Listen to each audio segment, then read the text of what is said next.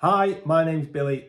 I read books and I've read The Hair Carpet Weavers by this author whose name I'm not going to try and pronounce.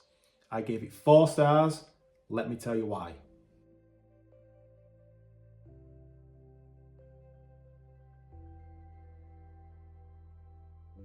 The Hair Carpet Weavers is this big.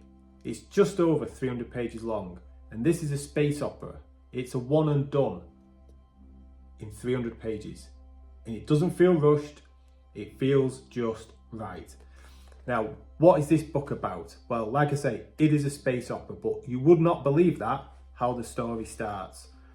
It starts off and you feel like you are reading a bog standard generic medieval fantasy tale about this culture and society where the men pluck and get the hairs from their wives and devote their entire life to making carpets made of human hair. Now that sounds absolutely bonkers and bizarre, but in this world, that is what the society is based upon, because that is their job. These people, it's their profession. It gets passed down from generation to generation to generation, and these carpets go off to the Lord Emperor or whoever it is elsewhere in the galaxy. And this is the way it's been for a long time. It doesn't get questioned. This is what you do. You a hair carpet weaver? Are you the son of a hair carpet weaver? Well, guess what your job and career is going to be, sunshine? When you grow up, you're going to be a hair carpet weaver, because these carpets need to go off. They have to go off. And that's what society is. That's what the world is. That is what these people's lives are. And the start of the book and the start of the story, that's what you're reading about and that's what you're following, and you're thinking, I was told this was a space opera. Look at the sides of this book, and I'm reading about these people living in squalor and poverty, making carpets. How is this a space opera? Well, trust me, it is, because I had those same questions. And the story goes from the most minute, minuscule viewpoint to galaxy spanning.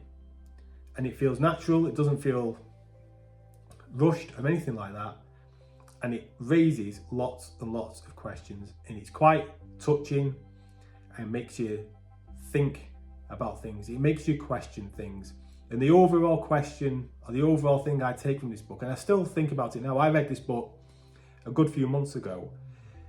All I say is, assume nothing and question everything. Why do we do the things that we do? Why have they been like that? Just because it's been passed down from generation to generation, does it always need to be this way? Why is it this way? Question things. That's what I'd say. And I gave this 4 stars. It was really good.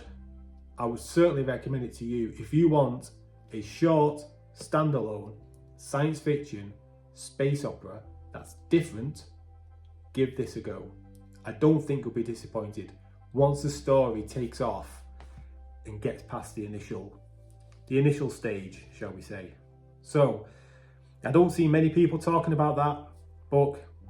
I do recommend you give it a try. Let me know if you've read it, and I'll see you again in the next video. Take care. Bye bye.